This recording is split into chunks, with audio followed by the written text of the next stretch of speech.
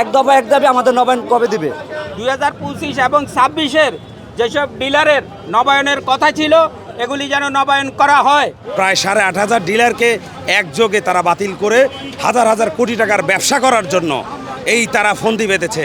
পুরানো স্থায়ী ডিলারদেরকে 2025 এবং 26-এ নবায়ন বাতিল করে নতুন ডিলার নিয়োগের এবং নীতিমালা তৈরি করেছেন।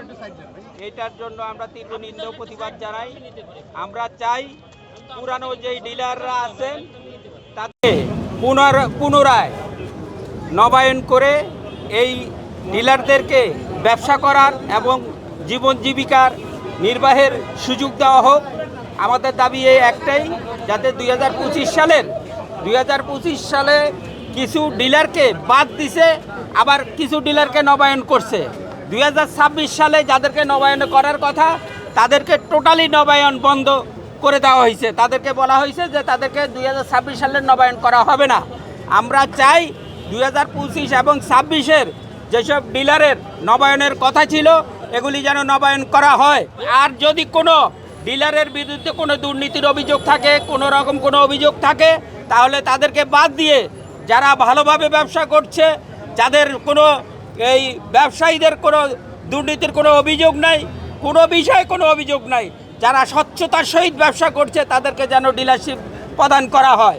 এবং 2024-এর 5ই আগস্টের পর এই ফ্যাসিস্ট হাসনাত এখনও পরিচালক হিসাবে কিভাবে এই টিসিবিতে আছেন, এবং এখানে আমি তার অপসারণ দাবি করছি।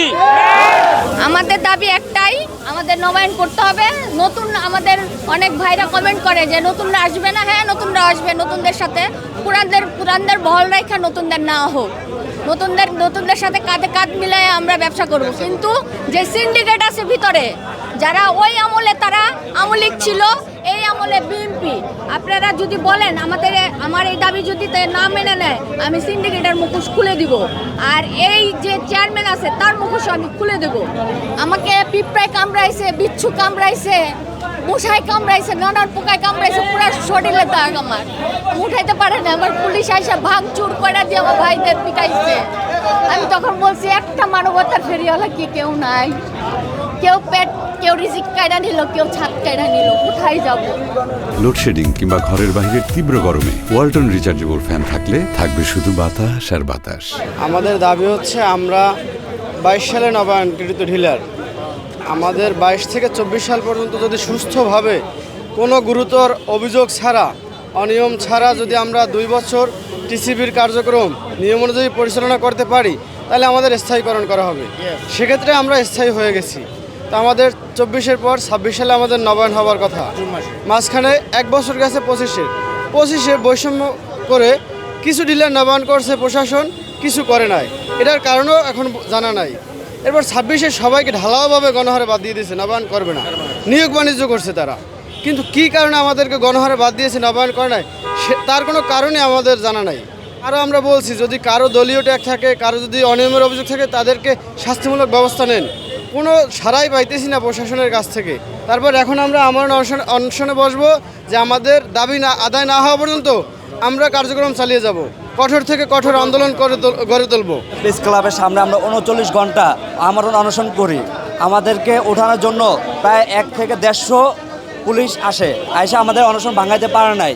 এবং আমরা প্রধানমন্ত্রী বরাবর স্মারকলিপি দিছি, বাণিজ্য মন্ত্রী দিছি, লাস্টে চেয়ারম্যানের সাক্ষাৎ চেয়েও আমরা স্মারকলিপি দিছি তার সাক্ষাৎ পাওয়ার জন্য, কিন্তু উনি কোনো উত্তর দেয়নি আমাদেরকে। এক দফা এক দাবি আমাদের নবায়ন কবে দিবে? আমাদের শুধু নবায়ন চাই, 25-26 ভাই দুজনেরই নবায়ন চাই। আমাদের নবায়ন না দেওয়া পর্যন্ত আমরা এখানে থাকবো ইনশাল্লাহ। প্রায় 8,500 ডিলারকে একযোগে তারা বাতিল করে হাজার হাজার কোটি টাকার ব্যবসা করার জন্য এই তারা ফন্দি বেঁধেছে। আমি মাননীয় প্রধানমন্ত্রী তারেক রহমানের কাছে বিনীত অনুরোধ জানাচ্ছি, এই ধান্দাবাজি ব্যবসা যিনি করার চেষ্টা করছেন, এই টিসিবির চেয়ারম্যান এবং প্রশাসক সহ যারা আছেন, তারা কিন্তু হাজার হাজার কোটি টাকার ব্যবসা করতেছেন শুধুমাত্র আমাদেরকে ফ্যাসিস্ট তকমা দিয়ে।